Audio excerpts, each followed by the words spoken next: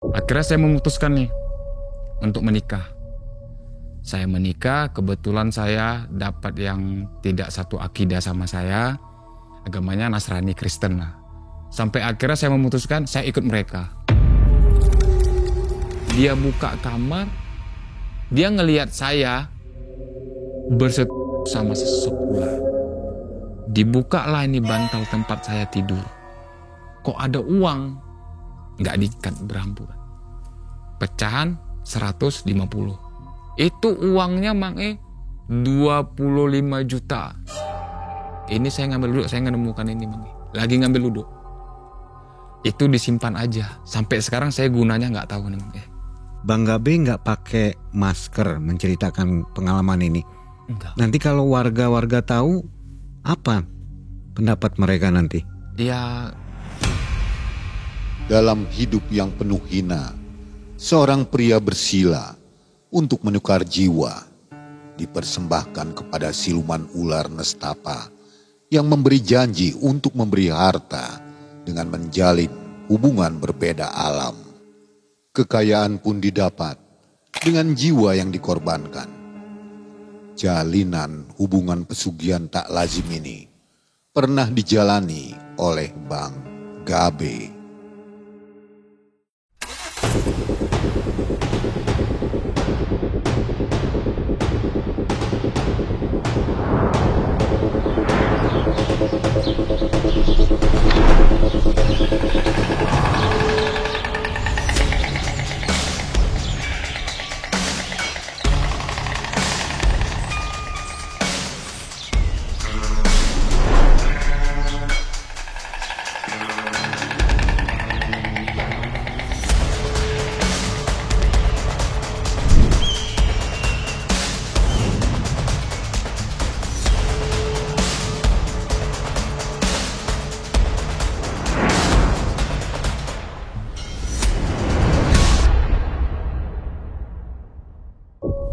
Selamat malam Sobat Malam Mencekam. Assalamualaikum warahmatullahi wabarakatuh. waalaikumsalam.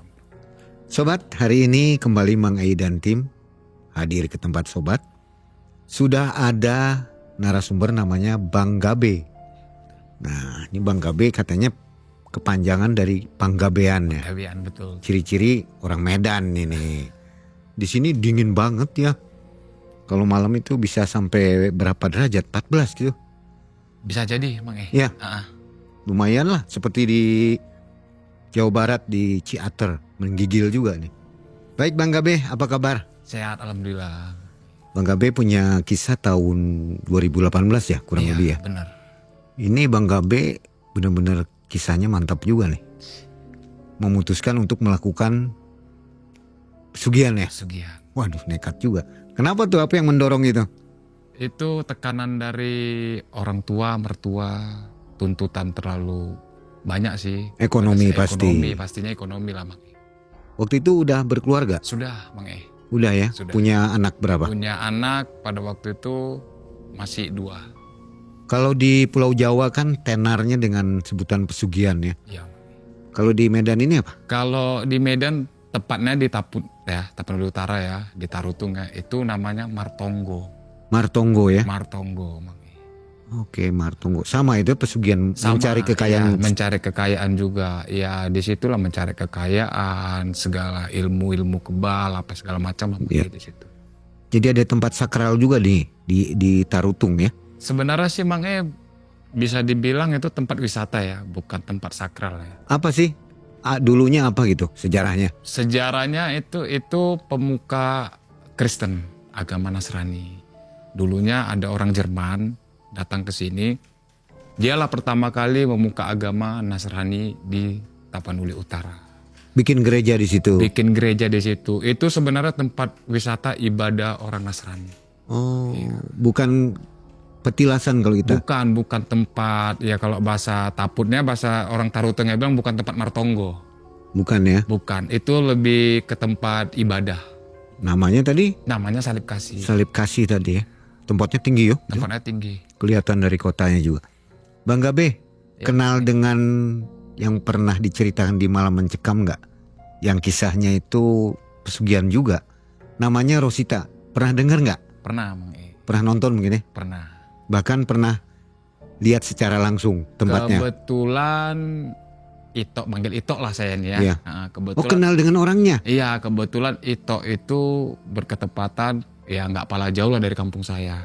Nah, jadi kebetulan arah mau ke rumah Bang Gabe ini kita bakal ngelewatin rumahnya Mbak Rosita yang waktu itu ada di cerita istrinya Mas Ruli ya.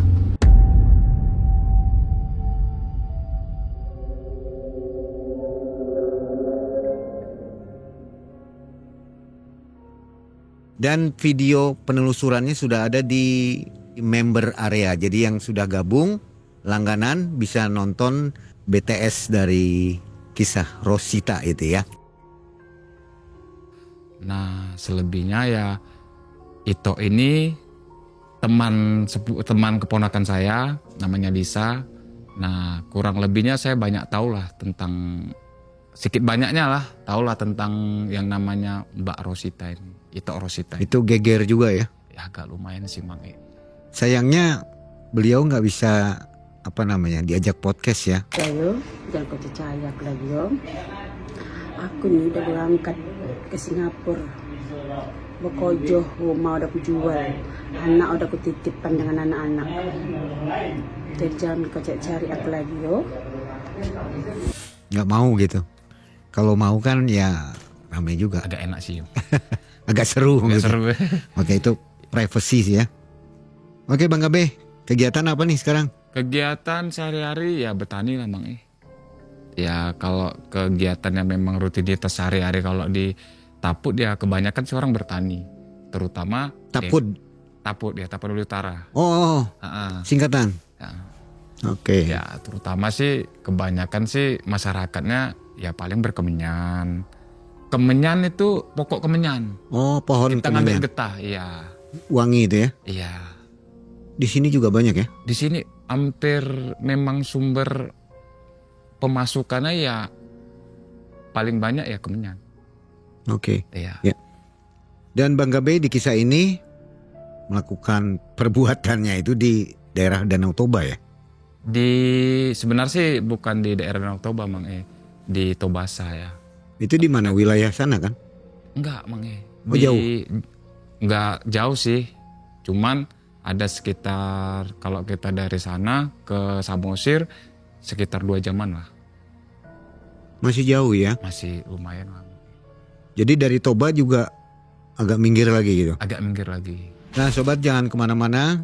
Kita dengarkan dan nonton bersama kisah dari Bang Gabe. Manfaatnya banyak untuk kita nih. Malam mencekam. Semakin malam semakin mencekam. Ini dia Bang Gabe.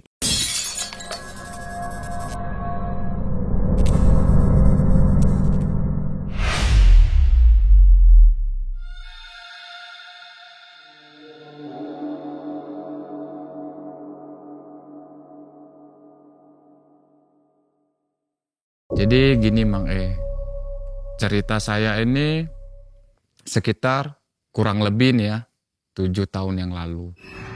Dimana saya pada waktu itu masih bekerja di salah satu perusahaan ya berketepatan gas bumi ya yang ada di Pahai Julu ya, di Onan Kasang ya Mak ya. Awal saya mula bekerja di situ, saya di profesinya sebagai security. Saya bekerja selama setahun, ya awalnya sih kehidupan saya sama orang tua saya aman-aman aja, enak-enak aja. Masih bisalah tercukupi apa yang menjadi tuntutan orang tua saya kepada saya, masih bisa saya cukupi Mang. Dalam nggak lama dari saya bekerja, setahun saya bekerja, akhirnya saya memutuskan nih untuk menikah. Saya menikah, kebetulan saya dapat yang tidak satu akidah sama saya, agamanya Nasrani Kristen lah. Di situ orang tua saya marah, bertentangan. Kalau memang harus itu, kalau di bahasa kalau orang Batak bilang ya parumain ya, menantu ya artinya. Nah, di situ orang tua saya marah nih. Nah, kalau memang itunya Amang yang harus kau jadikan parumainnya Mama, sampai kapanpun, sampai mati pun Mama gak bakalan Mama restui. Nah, di situ sontak saya berontak nih Mang kan gitu. Ya yang jalani kan kami, bukan mama. Jadi aku nih kesini mak cuman minta restu. Bukan minta yang aneh-aneh. Nggak minta uang, nggak minta harta, cuman restu. Karena bagi saya pribadi ya Mang ya, restu orang tua ini penting. Bagi saya pribadi kan gitu. Nggak juga hati mama saya lulu, akhirnya saya nekat. Kebetulan mama juga mualaf. Saya nekat pergi ke Pekanbaru. Saya jumpai keluarga dari pihak mama saya, paman saya, tulang saya. Saya jumpai mereka di sana. Ya terus ada sport lah dari tulang saya gini. Terus tulang saya bilang, kalau masalah mamakmunya nanti kita bicarakan. Yang penting niatmu untuk nikah ini udah bulat atau belum? Sudah tulang. Ya udah, kita berangkat ke Palembang.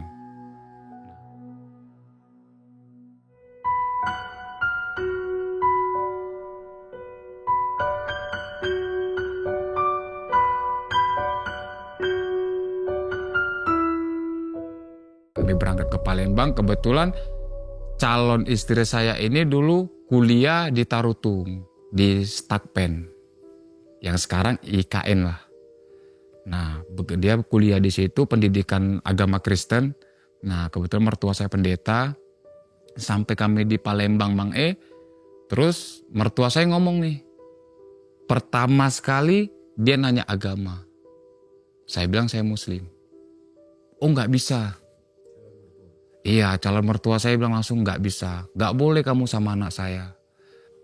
Terus dengan memberanikan diri, saya yakinkan. Sampai akhirnya saya memutuskan, saya ikut mereka. Saya ikut mereka, kami nikah di Palembang, di tempat mertua saya. Nikah, menjalani punya anak lah di situ, satu. Anak saya paling besar namanya Kela. Nah, di situ awal saya nikah sampai saya punya anak, kehidupan saya masih enak-enak aja Mang masih bisa lah. Kebetulan saya bekerja di situ di BPKAD di Palembang. Badan Pengelola Keuangan Aset Daerah. Nah, kebetulan saya kerja di situ. Dengan seiringnya saya bekerja di situ, mulai nih timbul tuntutan mertua saya makin banyak yang perempuan.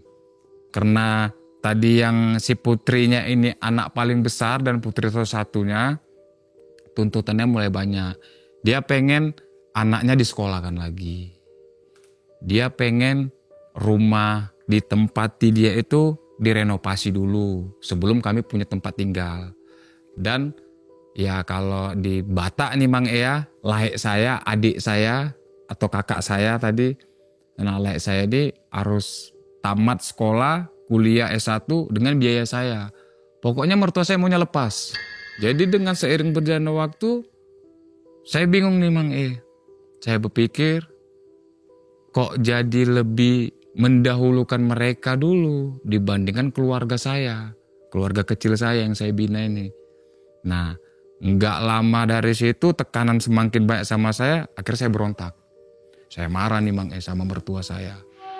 Jadi kalau di Batak kami ya, manggil mertua ini kan Inang. Jadi saya ngomong nih sama mertua saya. Jadi gini Inang, aku bukan yang gak mau Inang mencukupi kebutuhan yang Inang mau. Cuman aku sama putri Inang udah punya anak. Kalau cukupnya kami bagi Inang, kami bantu.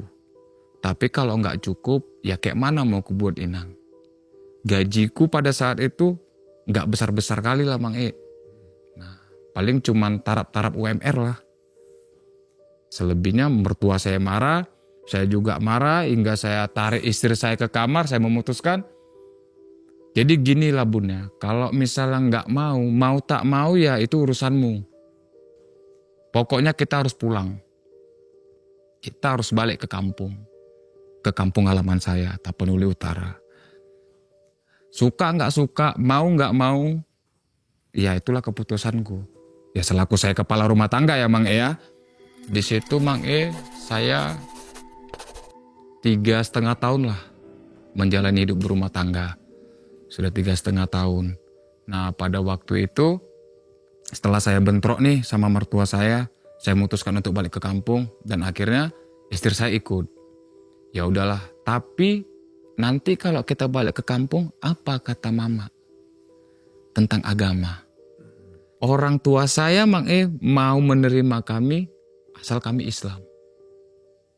Dia mau. Terus berpikirlah saya nih Mang. Saya bilang lagi nih, udah pokoknya apa yang saya bilang kamu iya aja. Ya udahlah aku ikut aja. Pergilah kami Mang, baliklah saya ke kampung. Sesampai kami di kampung, mama cuma nanya, agamamu sekarang apa? Saya bilang pada waktu itu saya berbohong. Saya bilang agama saya Islam. Ya, istri saya ngangguk-ngangguk saja. Ya udah, nanti pokoknya sedikit banyaknya saya tahulah tentang sholat saya ajarilah istri saya tentang sholat. Nah, selepas sudah mama saya tahu saya Islam, masuklah kami. Ya di adat Batak itu namanya diupa-upa lah Mang ya. Dimasak ikan emas yang diarsik. Nah itu diupa-upa lah namanya. Ya kami diupa-upa sama mama saya. Ya macam syukuran lah Mang Selepas itu ya saya menjalankan rutinitas seperti biasa Mang Hingga akhirnya mama saya jatuh sakit. Mang jatuh sakit, saya bingung nih. Ya di Batak anak paling bungsu wajib mengurus orang tua. Anak paling kecil itu nggak boleh yang lain. Saya 6 bersaudara Mang 4 laki-laki 2 perempuan. Nah di situ saya mengurus orang tua saya telepon abang-abang saya telepon kakak-kakak saya. Mereka cuman ngomong, itu kan tanggung jawab kamu. Jadi saya berpikir nih, apa memang cuman saya yang punya orang tua? 6 anaknya apa cuman saya? Nah, jadi saya tanya lagi kakak saya, cemana lah dik mau kakak bilang? Mau bantu kakak lagi kejepit sama keponakanmu. Waktu itu keponakan saya pas masih kuliah Mang ya, untuk membutuhi kebutuhan keponakan saya ini. Hingga akhirnya saya memutuskan untuk berutang. Saya utang lah, saya bawa lah orang tua saya tadi mama saya ini berobat. Saya utang ke sana kemari, saya utang. Orang tua saya ini nggak tahu Mang saya berutang untuk bawa dia berobat. Karena pesan orang tua saya, jangan pernah untuk berutang. Kalau misal memang nggak ada, biarkanlah. Orang mama udah tua. Nah cuman selaku kita anak nih Mang ya, gak tega nih biarkan orang tua seperti itu. Saya bawa sampai akhirnya ya orang tua saya sehat. Saya beraktivitas seperti biasa. Sebulan 2 bulan kemudian mulai nih Mang orang datang ke rumah. Namburu. Adong do, si Gabi. Adanya si Gabi. Gak ada. Saya kucing-kucingan lah nih Mang Karena pada waktu itu memang ekonomi saya masih belum dibilang stabil lah. Di situ kebetulan saya gagal panen juga Mang Jadi belum bisa lah untuk menutupi utang saya tadi ini. Gak lama dari situ mulailah timbul kecurigaan orang tua saya. Ini anak kok dicari-cari orang. Ada masalah apa? Kenapa dia gak pernah cerita sama aku? Nah hingga sewaktu-waktu teman saya ada datang. Orang tua saya langsung didudukkan. Diajak ngobrol sama orang tua saya.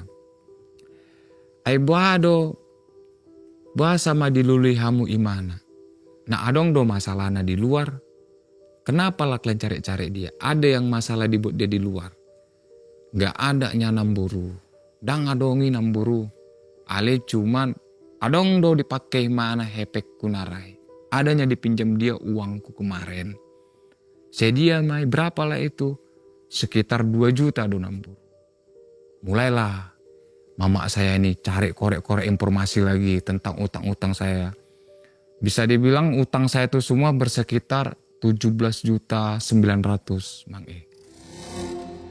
untuk biaya obat orang tua saya tadi ya Mang Nah di situ setelah informasi tadi dapat orang tua saya, mama saya, mulai nih saya didudukkan sama mama saya ini. Dudukkan, bapak saya langsung marah.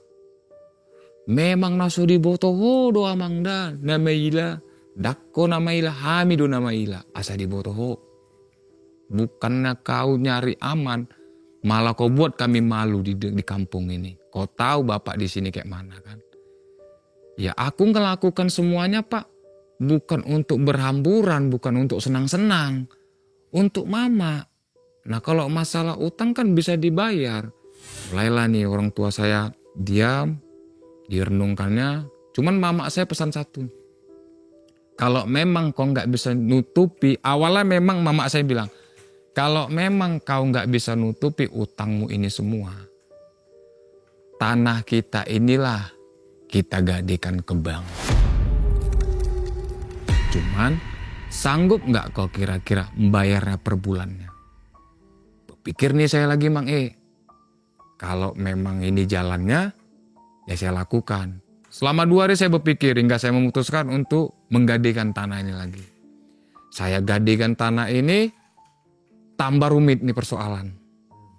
Mulai nih malah panen, gagal panen juga makin gak karu-karuan lah. Di situ Mang mulailah apa marahnya orang tua ini, tekanan orang tua ini makin menjadi sama saya.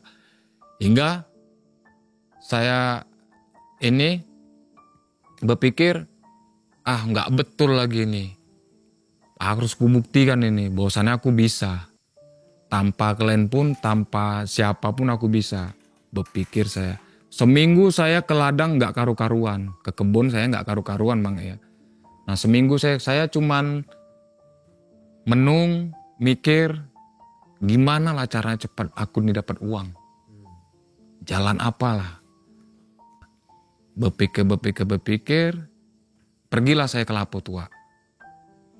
Adalah kawan saya di situ, ya kita bilang namanya, kita buat aja lah namanya si Boy ya Mang ya. Nah saya tanya sama si Boy, horas. Bawa kabar, sehat. Nah jadi adong adanya layak tahu yang orang bisa ada pintar-pintarnya, bisa mengobati lah. Nah kalau orang Batak bilang datu ya Mang ya. Jadi si Boy ini ngomong ke saya, dang adong lena huboto, alai coba masukun si Riku. Di mana heado di boni mana parubat. Cobalah kau tanya si Riku. Nah dia tahu tuh, dia banyak tuh channel di luar. Iya kok nggak kepikiran saya sama ini anak si Riku nih. Saya cari kontaknya, dapat saya kontak, saya telepon. Saya telepon Riku, halo ku, horas. Buat kabar sehat-sehat. Apa cerita? Kata Riku kan. Ya udah lama juga sih ku nggak jumpa, nggak main aku ke Tarutung. Oh iya, kapan main ke sini? Rencana aku Sabtu lah ku. Nah boleh. Kalau misalnya datang kabari aja. Oke lah. Agak tenang lah hati saya nih Mang Oh ada nih jalan keluar. Pokoknya pemikiran saya pada waktu itu, saya nggak mikir yang aneh-aneh, nggak mikir yang namanya dosa, yang namanya apa, nggak mikir saya situ Mang Yang penting caranya saya dapat uang, saya bisa melunaskan ini semua. Selesai. Problem itu belakangan. Saya nggak mikir masalah ada nanti efeknya, saya nggak mikir ke situ Mang Hingga akhirnya saya jumpa sama Riku, saya ngobrol sama Riku panjang lebar, saya ceritain ini Mang Saya ceritain, awalnya sih Riku cuman bilang, unang pola satu sih hole. Gak usah kau nyampe ke situ.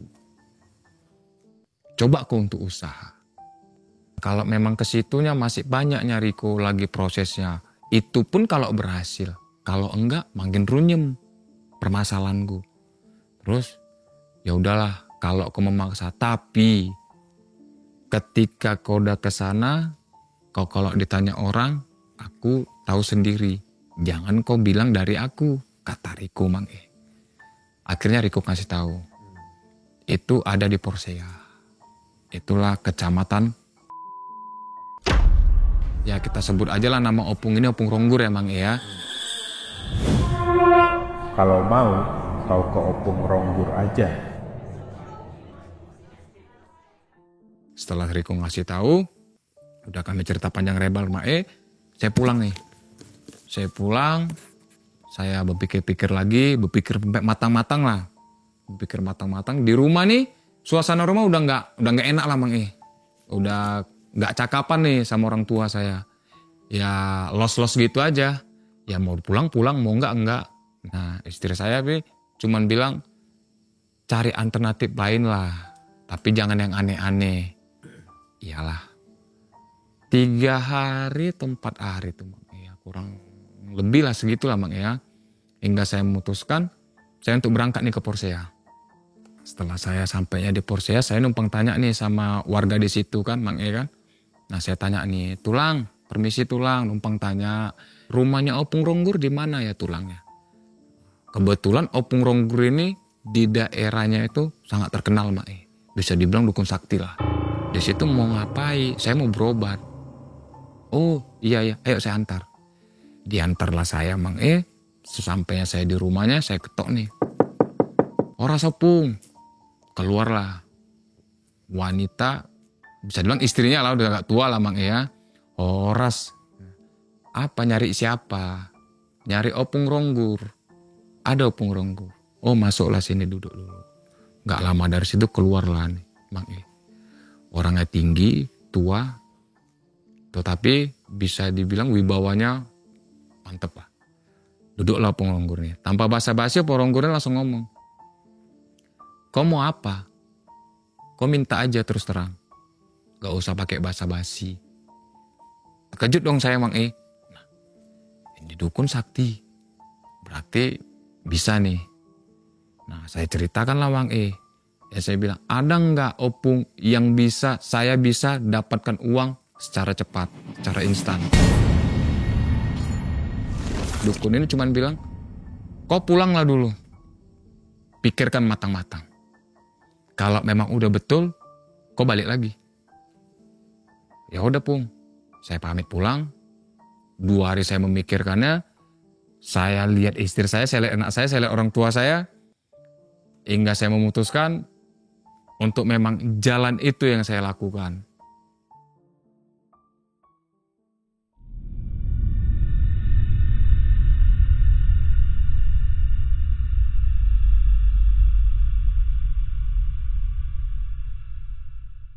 Saya berangkat. Setelah saya berangkat, saya ke tempat Opung Ronggur lagi ini. Tanpa basa-basi juga, langsung Opung Ronggur ini, saya disuruh masuk ke kamar Opung ini. Nah disuruh untuk buka baju, saya dimandikan. Dimandikan saya sama Opung itu, setelah saya mandikan, saya ditidurkan. Nggak lama saya ditidurkan, saya nggak sadar tuh Mang E. Saya di HP lagi sama Opung ini. Nah selepas itu saya bangun. Nah Opung ini cuman ngasih saya bungkusan hitam. Ini dikasih sama dia, disuruh Opung ini kau tanamkan di belakang rumahmu. Kau letakkan, kalau orang Batak bilang demban lah ya, sesajen lah ya. Nah, kalau orang Batak bilang demban, kau sediakan demban di sampingnya, terus ini kau tanam. Dan apapun nanti bentuknya, kayak manapun nanti, apa yang dibilang dia, kau nggak usah takut. Kau turuti aja apa kata dia. Nah, apa yang kau minta pasti dikasih dia. Tapi kau ikuti kemauan dia. Pulanglah saya Mang E. Pulang saya dari situ setelah dapat pesan dari Opung itu. Setelah saya pulang, kebetulan nih malam Jumat nih Mang E. Saya pulang pas maghrib lah. Saya cangkul tuh belakang rumah Mang E. Saya cangkul, saya tanam nih yang disuruh Opung tadi ini. Saya tanam, saya letakkan demban, sesajen lah ya. Saya letakkan sesajen. Nah di situ saya letakkan, di situ udah saya baca, saya kasih aja menyan, saya bakar menyan. Udah saya pergi nih kamar. Saya balik ke kamar. Ya seperti rutinitas biasa lah saya sama istri saya. Nonton di ruang tamu kan. Saya nonton sama istri saya.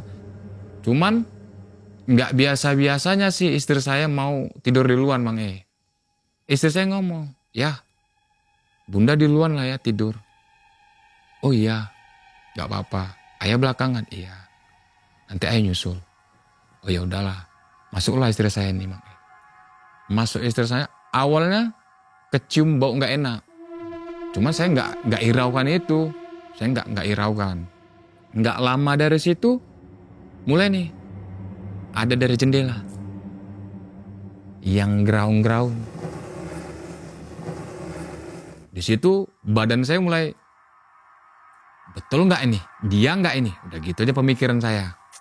Kalau bapak ibu kemana? Orang tua? Bapak ibu di kamar. Nggak tahu ya? Nggak tahu. Karena kan kalau mama sama bapak dia jam 7 udah masuk kamar. Nah, selepas sholat maghrib udah masuk kamar mereka, Mang E.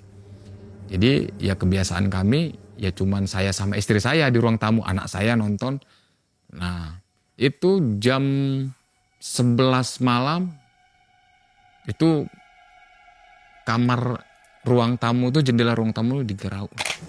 Nah di situ saya mulai ini bukan yang kata Opung itu. Nah cuman saya ikuti pesan Opung itu, apapun mau kayak manapun bentuknya jangan takut, ikuti aja. Ya udah, saya pergi dari kamar mandi. Ketika lepas dari kamar mandi, saya buka kamar mandi. Allahu Akbar. Bentuknya Mang E tinggi, berbulu, rambut panjang. Cuman muka nggak nampak.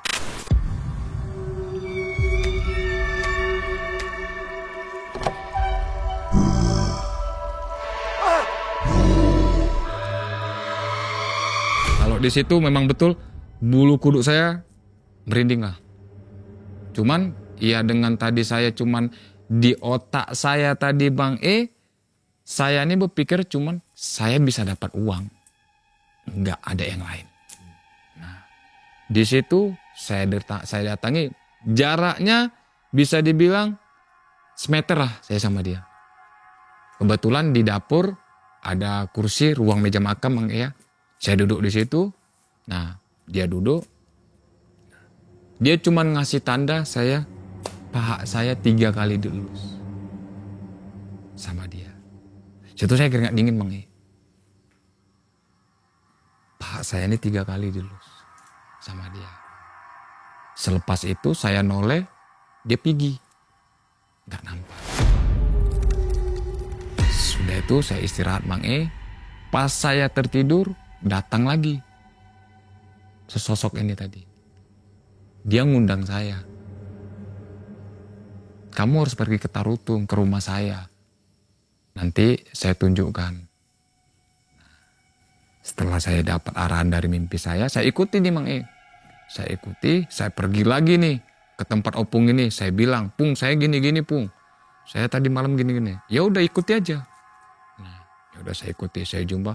Pas lah itu Mang E berketepatan di dulunya di situ Angker MS. Sekarang udah dibangun tempat kantor Tapanuli Utara.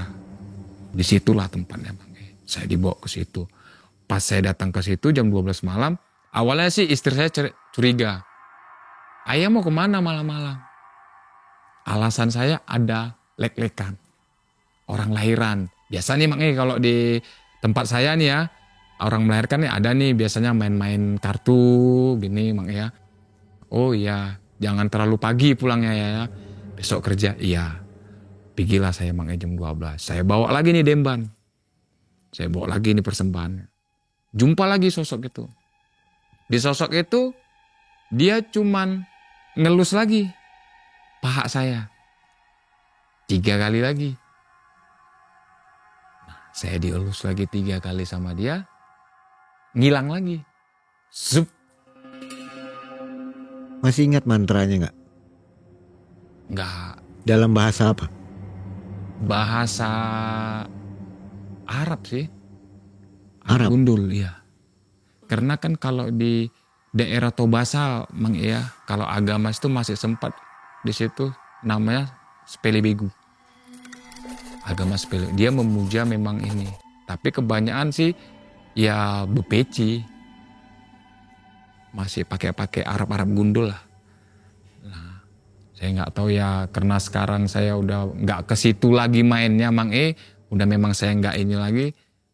Kurang tahu lah. Coba saya cuman ingat Omma, bahasa daerah nih Mang E ya. Omma Opung Demban Nadi Pangidoho. Inilah Opung sesajen yang kau minta. Nah, kau terimalah. Cuman itu aja yang saya ini. Jadi campur dengan bahasa Arab ya? Iya. Jadi selepas saya ke situ 3 kali pak saya ini dielus Mang E ya. Saya balik nih ke rumah. Nah, mungkin dia nanti datang lagi ke mimpi saya. Pas saya balik ke rumah, saya mau tidur. Nah, di kamar saya nggak bisa tidur. Saya di luar nih. Begitu saya di luar, saya terlentang tidur. Nggak lama saya noleh ke belakang. Itu sosok wanita cantik banget, Mang. Seperti apa penampakannya? Bajunya seperti apa? Seperti wanita. Pakai baju apa? Pakai baju adat. Pakai baju adat Batak. Bersanggul, semana layaknya adat Batak lah, Mang. Belum pernah lah saya lihat wanita secantik itu. Nah, bukannya yang tadi yang pertama saya lihat, melainkan udah wanita cantik yang berada di depan pintu rumah saya. Sontak terkejut saya nih, Mang. Saya ngucap nih, Mang, kan. Senyum. Mukanya cantik, dia senyum. Ya udah, saya datangi, saya ngajak ngobrol. Nah, begitu dia ngajak ngobrol, dia cuman bilang, wanita itu cuman bilang, kamarnya tolong dikosongkan. Saya ini gimana lah caranya ini ya. Saya mengkosongkan kamar saya ini. Sementara istri anak saya udah tidur, udah pulas kan. Jadi saya ngomong lah nih sama wanita tadi. Bisa nggak esok? Nah, karena saya takut terganggu. Si perempuan tadi ini cuman senyum. Senyum.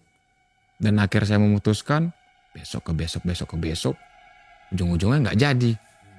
Saya bangunin lah istri saya nih. Saya angkat. Pertama anak saya angkat. Anak saya angkat. Nah, yang terakhir istri saya. Istri saya bangun nih, Bun, apa? Sinilah. Saya ajak ngobrol nih. Istri saya di ruang tamu. Di ruang tamu kami ngobrol.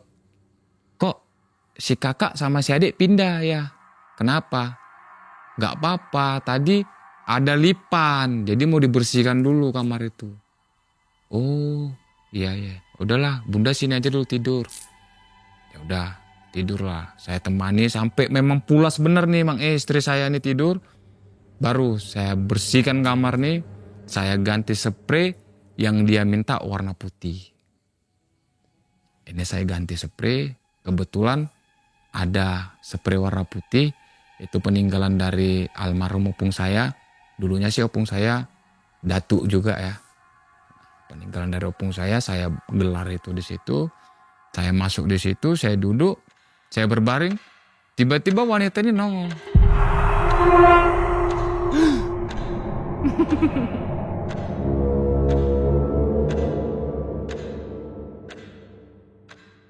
Terkejut, ngucap lagi saya, Mang. Astaga. Ngucap lagi, dia datang nih, dia duduk. Nggak lama dari situ terpaculah birahi saya nih, Mang. Terpacu dengan kecantikan si wanita ini, macam kena hipnotis lah, Mang. Nah, terpacu hingga sampai akhirnya saya melakukan hubungan badan sama wanita ini.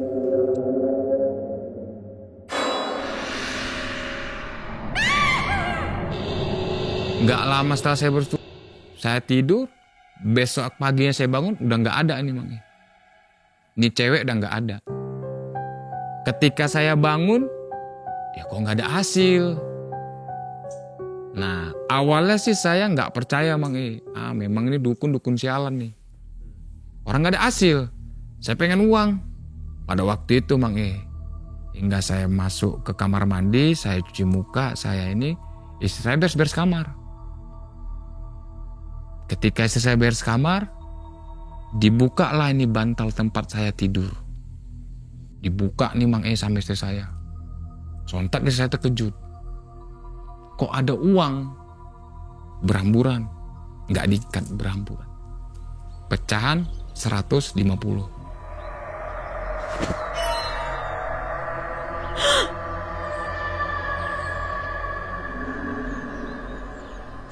Dia balik lagi ke kamar mandi, digedor-gedor. Ya, tolonglah keluar bentar ya. Ada apa? Bentar lah, keluarlah dulu sini. Anaknya Bunda nih mau cerita nih. Keluarlah dulu bentar. Apa? Pemikiran saya apalah mau diceritakan dia nih. Siaplah saya bersih-bersih, saya keluar. Ada sama istri saya. Duduklah sini ya. Apa, Bun? Ini uang punya siapa? Terkejut saya nih, Mang. Apalah mau saya bilang nih. Ini dari mana ya? Ayah nyuri? Enggak.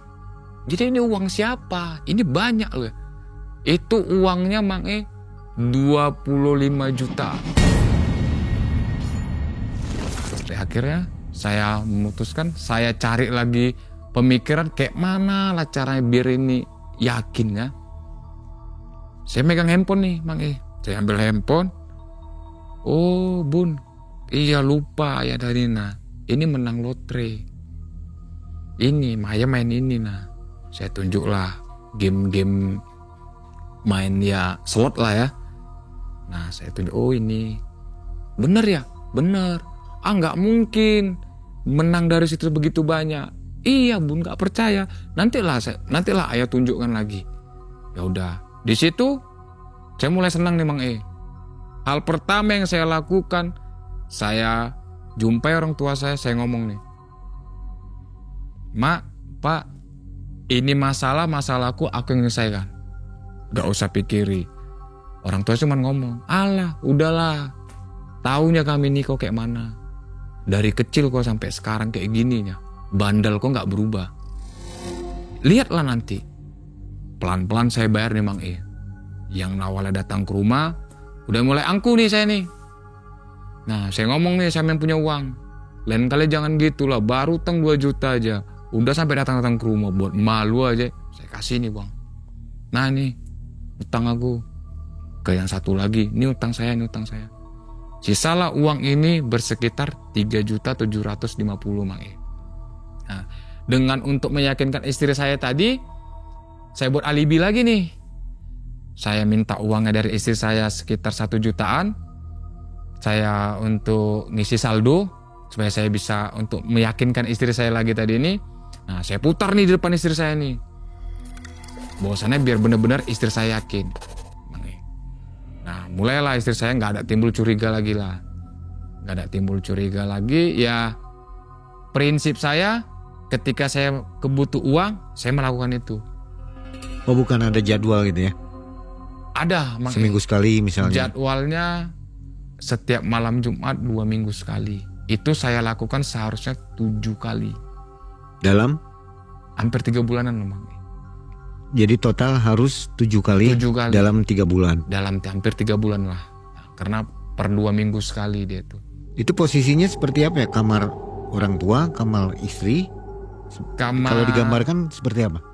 Kamar begitu kita masuk dari rumah saya nih Mang Ea, dapat kamar pertama, kamar utama itu kamar orang tua saya. Nah setelah lepas itu kamar anak saya yang berderet ya? Iya berderet, yang untuk ya karena anak saya masih kecil belum tidur di situ, dijadikan gudang sama orang tua saya, tempat nyimpan padi, coklat. Nah baru di depannya itulah kamar saya. Gak ada curiga tuh ya orang tua ya? Gak ada. Kalau orang tua sih gak curiga. Nah cuman orang tuanya udah mikirnya negatif aja Mang. Paling minjam lagi, paling dapat uang dari ini lagi. Orang tua saya sudah kayak gitu aja. Saya pokoknya setiap saya butuh uang, saya lakukan. Cara manggilnya gimana Bang? Cara manggilnya, saya bersihkan kamar, saya buat sajen. Dia Mang begitu dia begitu jumpa saya, dia tuh bilang, aku maunya ini. Kemarin dia terakhir sama dia minta kepala domba, kambing. Tapi di situ kan istri tidur kan? Tidur. Gimana caranya? Mang sering kan jadi ketahuan dong. Iya, nah di situ Mang istri saya udah mulai timbul curiga. Karena gampangnya tadi saya mendapatkan uang Mang jadi saya agak malas nih ke ladang, ke kebun.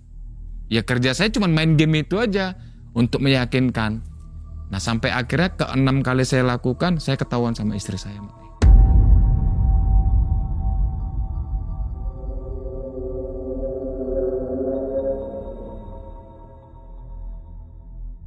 Ketika saya ketahuan sama istri saya pura-pura tidur nih. Pura-pura tidur di ruang tamu. Mulailah aku rasa curiga lah istri saya karena alasannya bolak-balik kalau nggak ular lipan, nggak ular lipan, nggak ular lipan. Oh jadi selama itu alasannya ada gangguan ular? Iya, ada nggak ular nggak lipan, nggak ular nggak lipan. Takut kan anak saya makin masuk entah ke ini. Ya juga pemikiran istri saya kan. Hingga akhirnya dia buka kamar, dia ngelihat saya bersetubuh sama sesosok ular. Pada waktu itu istri saya sedang hamil, anak ketiga, Mang E. Istri itu ngintip atau dobrak pintu? Buka pintu, Mang E. Nggak dikunci ya? Iya, nggak dikunci.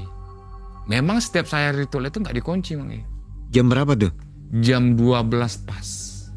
Istri saya cuman bisa buka pintu layaknya kayak mana kita buka pintu, mau masuk nggak bisa masuk, mau teriak nggak bisa teriak, cuman bisa ngeliat.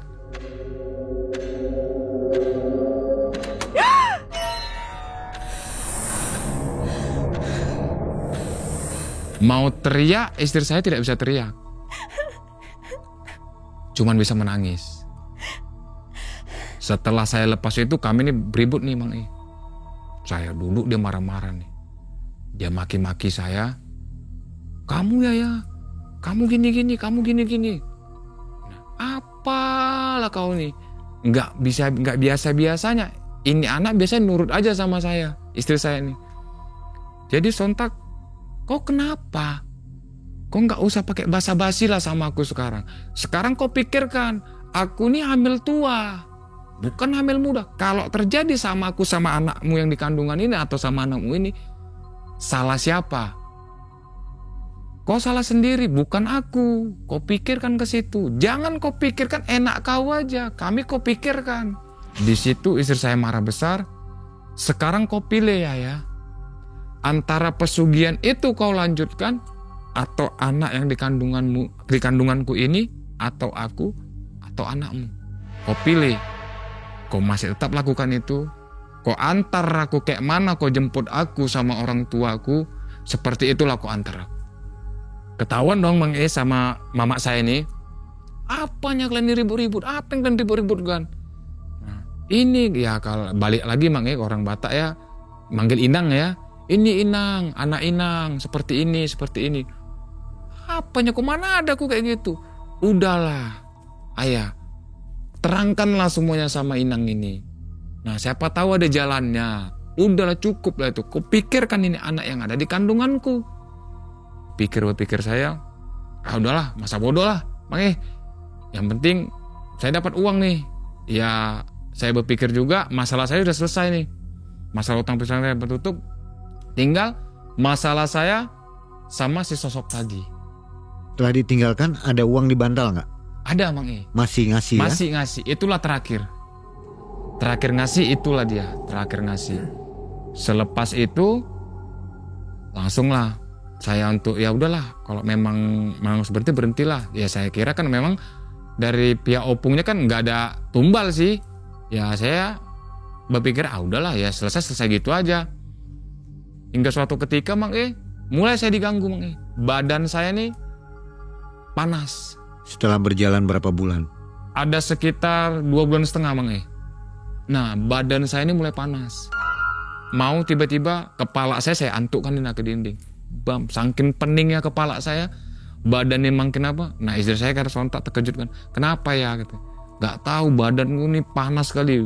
Tengah malam saya mandi, begitu cuaca dinginnya Mang E, saya mandi. Saya pokoknya apa segala macam untuk mendinginkan badan saya ini saya lakukan Mang E. Nggak dingin juga.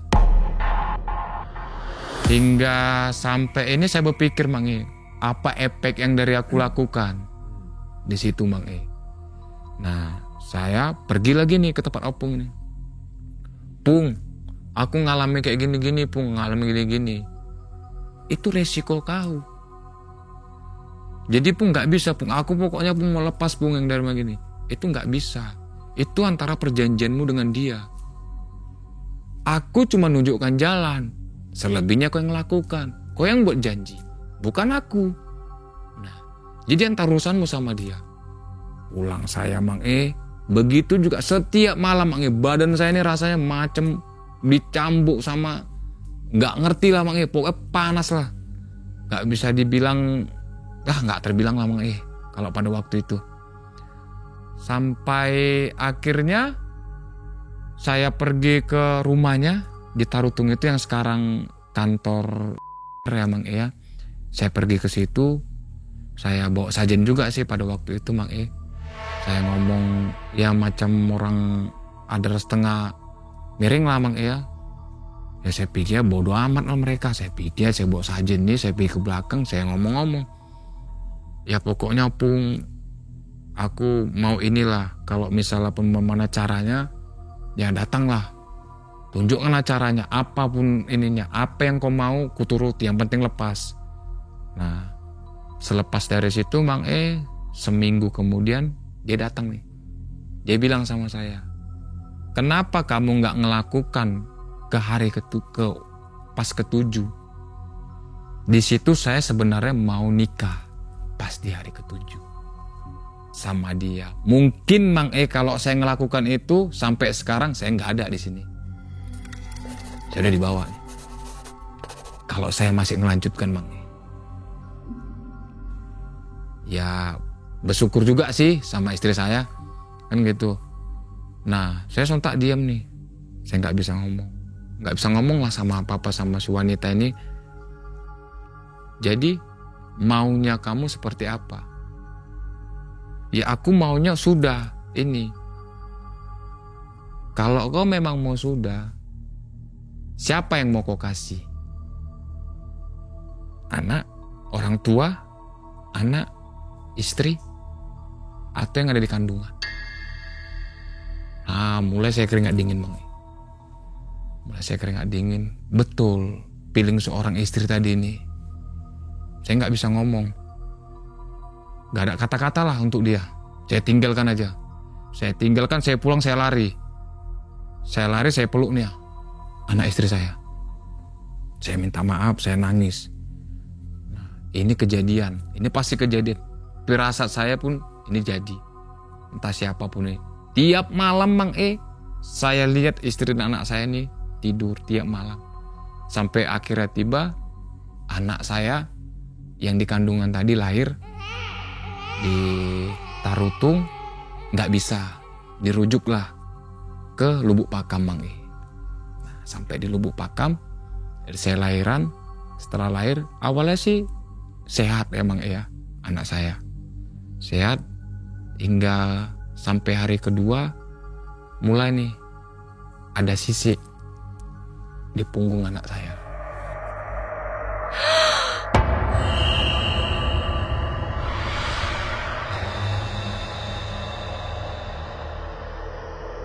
Saya nangis pada waktu itu sama istri saya. Saya minta maaf sama istri saya. Istri cuma bilang, ya tanggung resikonya. Tapi kau nggak mikirin perasaan aku. Aku sosok seorang ibu. Susah payah aku melahirkan itu. Sehat kok, sehat. Nah kebetulan namanya kami kasih Julio. Julio sehat kok Bun. Iya sehat. Nah cuman saya nggak ngasih tahu ada sisik di punggung anak saya. Hari demi hari Mang mulai anak saya ini mulai drop sampai akhirnya tiba 10 hari di rumah sakit. Pas hari ke-10 dia nangis. Badannya makin kecil. Begitu dia nangis, semacam dia minta teriak tolong. Ketika dia nangis seperti itu, anak saya dipanggil sama yang di atas. Di situ istri saya mencak-mencak. Pada waktu itu hampir terjadi perceraian Mang antara saya sama istri saya. Sampai akhirnya dikasih lagi arahan sama orang tua saya kan, istri saya. Dinasihatilah saya ini, sosok anak saya ini datang. Ayah jahat, ayah kok tega. Sampai sekarang masih saya ingat. Makanya sampai sekarang ya doa saya sama yang di atas itu Mang Saya mulai berpikir lagi Mang sampai akhirnya oh iya, kami mulai datang ke sini dari Palembang ke kampung ini belum pernah mengucapkan 2 kalimat syahadat untuk berpaling ke agama Islam lagi. Hingga saya memutuskan untuk nelpon kawan saya kan di Palembang. Saya telepon, saya ceritakan nih Mang kisah saya sampai saya merenggut nyawa anak saya kan. Saya ceritakan anak saya. Terus kawan saya ini cuma bilang, udahlah, kesinilah. kamu datang ke sini. Siapa tahu ada jalannya nanti. Pada waktu itu uang nggak ada Mang E. Apalagi lah, nggak mungkin lagi hal-hal gila lagi yang saya lakukan. Nah, entah kenapa Mang E, saya di luar, saya kocok kopi nih Mang E, saya duduk di luar sambil ngerokok. Saya ngeliat ke atas. Ini Tuhan saya gembleng nih Mang E. Tuhan saya gembleng. Ya Allah ya Tuhanku. Kalau memang jalanku menuju ke sana memang harus untuk bertobat, mudahkanlah. Tapi kalau enggak, bohong aku yang bertuhan sama kamu.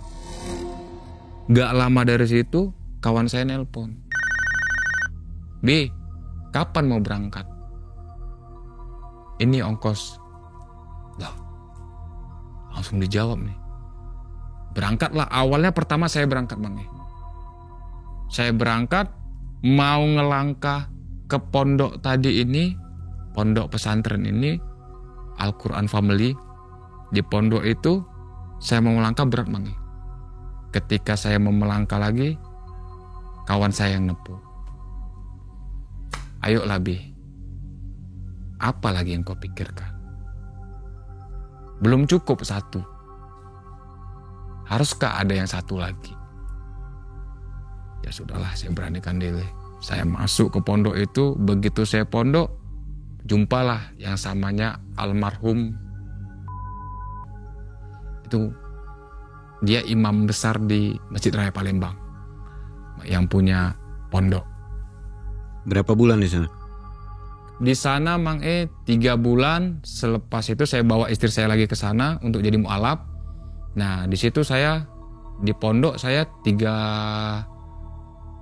tahun. 2 tahunan lah. 2 tahun lebih lah saya di pondok. Nah begitu saya memperdalam ilmu agama lagi, dan di situ Mang E awalnya Buya ini cuman ngomong, sakit ya. Ini kenapa ngomong sakit? Ketawa saja saya Mang E.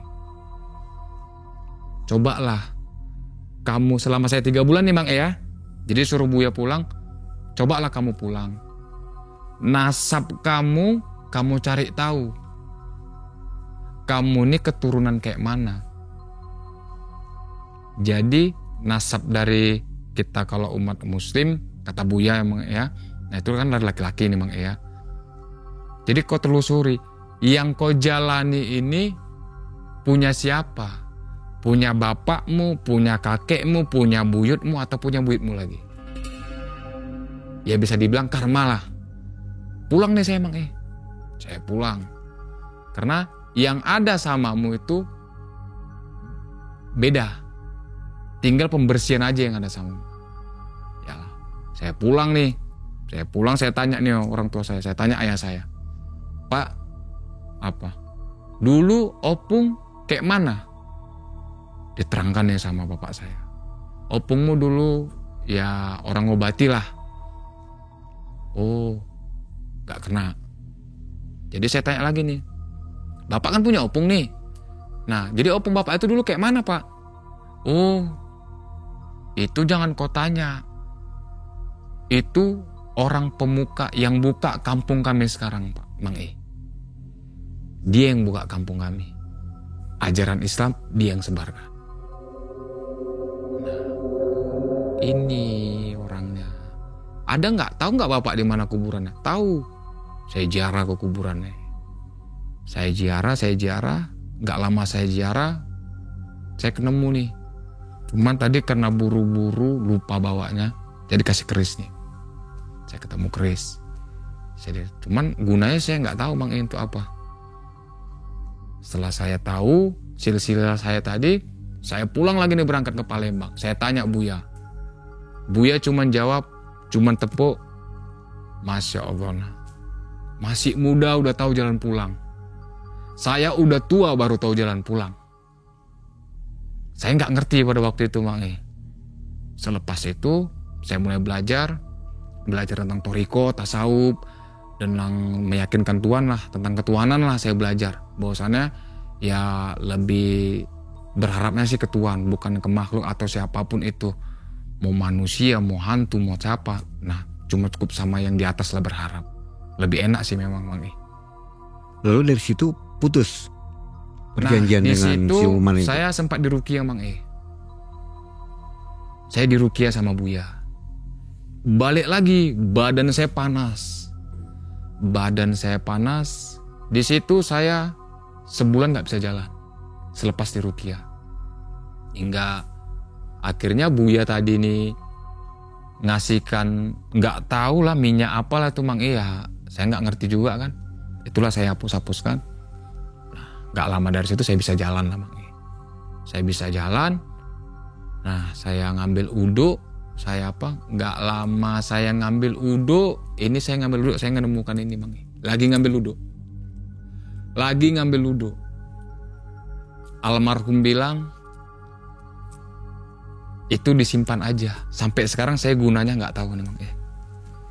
Ya sampai sekarang sih batu ini saya nggak tahu apa gunanya, apa fungsinya. Cuman ketika almarhum berkata simpan, digandeng sama yang saya tasbih yang saya kasih, ya saya simpan aja. Ini saya dapat ketika saya berwudu. Saya dapat batu ini. Saya lagi uduk Tergeletak tiba-tiba. begitu. Iya, saya lagi uduk gini, lagi nguduk. Tiba-tiba, ya. Saya ambil, saya simpan. Selesai saya sembayang, saya kasih tahu nih sama Buya. Buya, tadi saya uduk, saya nemuin ya Buya. Batu ya? Iya. Atau dengan tasbihnya itu? Enggak, tasbihnya kenang-kenangan dari Buya. Batunya ini? Iya, batunya aja. Kalau ini kenang-kenangan dari Buya. Nah, ditempel aja kata Buya. Tempel aja sama tasbihnya. Simpan, jaga. Gunanya apa Buya? Nah, kita kan cukup berharap, cukup memohon sama yang di atas. Nanti ketika kamu tahu fungsinya apa, nanti angku dong timbulnya. Sombong dong jadinya. Balik lagi tuh. Iya juga Buya. Ya udahlah, kalau memang menurut Buya harus disimpan. Ini saya simpan. Sampai sekarang. Ada terasa efeknya? Efeknya banyak Mang E sama saya. Apa misalnya? Ya tenang lah Mang E. Hati saya tenang ya. Sekarang sih saya jalaninya ya kalau memang apa ya, mau kau bilang aku nih soalim, mau kau bilang aku nih apa, ya itu urusan kau. Yang penting jangan Tuanku yang ngomong seperti itu sama aku. Lo kau, aku. Udah gitu ya sekarang prinsipnya Mang E. Gak peduli lah. Cuman pesan dari Buya itu, ketika kau beranjak dari sini nak, ingatlah cuman 3 hal yang harus kau pegang. Apa itu Buya? Sabar, benar, taat. Ketika kau lolos sama namanya sabar, kau pasti nemu yang namanya kebenaran.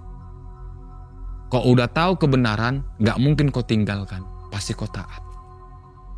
Kau ingat, sabar gak ada batasnya. Iya Buya, cukup 3 poin itu aja kau pegang ketika engkau beranjak dari sini. Jadi perjanjian dengan siluman itu sudah gak ada lagi ya? Alhamdulillah Mang E, gak ada. Gak ada gangguan? Gak ada gangguan lagi. Dia gak minta apa-apa lagi? Gak minta apa-apa lagi. Ya alhamdulillah sekarang istri saya melahirkan anak keempat Mang E ya. Ya alhamdulillah sehat. Normal semua ya? Normal semua alhamdulillah Mang E. Terus harta-harta yang didapat dari itu habis? Habis. Kira-kira bernilai berapa itu? Sekitar 100, kurang lebih hampir 180-an Mang E. Kalau udah ada semua ya. Jadi benda? Belum ada Mang E, ya habis gitu-gitu aja. Uangnya habis gitu-gitu aja. Ya habis untuk saya senang-senang. Bang Gabe nggak pakai masker menceritakan pengalaman ini? Enggak. Nanti kalau warga-warga tahu, apa pendapat mereka nanti? Ya tergantung mereka Mang E. Nggak apa-apa ini? Nggak apa-apa Mang E. Ini kan kalau bisa dibilang sebuah aib ya? Iya, sebuah aib. Itu gimana nanti? Ya, setelah video ini tayang? Bagi saya pribadi sih Mang E ya nggak masalah. Ya mungkin dengan adanya pihak dari MM Mang E ya, dari Malam Mencekam, ya dengan cerita saya juga, jangan sampai lah kejerumus ke dalam lingkaran hitam itu. Orang tua sendiri barangkali nonton nanti? Ya orang tua kan udah tahu Mang E. Nggak masalah? Nggak masalah. Warga-warga jadi tahu, wah Bang Gabe ini pernah melakukan pesugihan. Ya, Nggak apa-apa? Nggak apa-apa Bang. Ya saya ya udah nerima, ya prinsip saya sekarang la haula wala quwata illa billah Bang. Anaknya meninggal waktu itu karena sebab ini, nggak apa-apa juga? Nggak apa-apa. Oke, luar biasa Bang Gabe ini. Jarang-jarang loh yang melakukan pesugihan mau buka ya. Betul ya Pak Hendrik ya? Ternyata mereka inginnya Tutup masker. ya tersembunyi lah gitu. Awalnya sih dibilang memang berani, yakin. Ya yakin, kenapa? Mungkin dengan ada cerita saya seperti ini, ya mungkin ada pembelajarannya juga sih. Betul. Hikmahnya bisa iya, diambil. hikmahnya kan ada ya. Kenapa harus kita ini? Ya kalau memang kita lakukan, ya biar ya lakukan. Ya kenapa harus berbohong? Ya kalau saya berbohong lagi, ya sama aja dong. Saya 0. Oke, luar biasa. Bang Gabe mau menyampaikan apa ke warga Medan? Salam-salamnya mungkin? Ya untuk warga Medan, ya berketepatan emang saya lahir di Medan juga Mang Ea, besar di sana. Ya untuk warga Medan, horas warga Medan. Diamu aka tulang nami, dot aka naburu nami na tulang nami. Una pola na tulang lului hamu aka nasosumani. Saya ma ola tu debatai hamu marpangiduan. Tulang. Ola ni ma pesan sian na tulang. Horas. Oke, artinya kira-kira apa itu? Artinya untuk nantulang, tulang, namburu, semua yang ada di masyarakat, ya cukuplah meminta kepada Tuhan. Nah, jangan pernah melakukan hal-hal yang aneh. Itu aja pesan dari saya. Dan untuk penonton Malam Mencekam? Untuk menonton Malam Mencekam, ya jangan pernah deh sekali-sekali mencoba yang namanya pesugihan. Ya, cukup dengarkan cerita di MM aja ya. Cukup dengarkan cerita di MM. Jadikan hiburan. Jadikan hiburan. Bukan pedoman. Iya. Baik, Bang Gabe, luar biasa. Terima kasih ya. Iya, Mang E. Sehat selalu dengan keluarga. Lancar kembali usahanya ya. Dan sobat dari Tarutung, dari Tanah Batak, Mang E dan tim undur diri. Saksikan episode Medan selanjutnya. Assalamualaikum warahmatullahi wabarakatuh. Waalaikumsalam.